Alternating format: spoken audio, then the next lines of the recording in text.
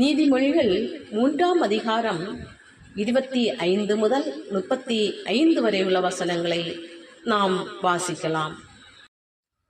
சடுதியான திகிலும் துஷ்டர்களின் பால் கடிப்பும் வரும்போது நீ அஞ்ச வேண்டாம். கர்த்தர் உன் நம்பிக்கையாயிருந்து உன் கால் சிக்கிக் கொள்ளாதபடி காப்பார். நன்மை செய்யும்படி உனக்கு திராணி இருக்கும்போது அதை செய்யத்தக்கவர்களுக்கு செய்யாமல் இராதே.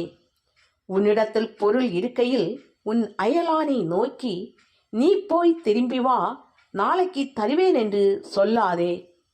அச்சமின்றி உன்னிடத்தில் வாசம் பண்ணுகிற உன் அயலானுக்கு விரோதமாக தீங்கு நினையாதே. ஒருவன் உனக்கு தீங்கு செய்யாதிருக்க காரணமின்றி அவனோடே வழக்காடாதே. கொடுமை உள்ளவன் மேல் பொறாமை கொள்ளாதே. அவனுடைய வழிகளில் ஒன்றையும் தெரிந்து கொள்ளாதே. மாறுபாடுள்ளவன் கர்த்தருக்கு அருவருப்பானவன். நீதிமான்களோடே அவருடைய ரகசியம் இருக்கிறது. துன்மார்க்கனுடைய வீட்டில் கர்த்தரின் சாபம் இருக்கிறது.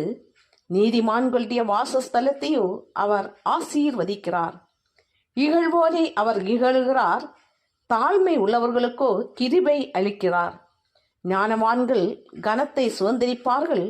மதிகேடரோ கனவீனத்தை அடைவார்கள்.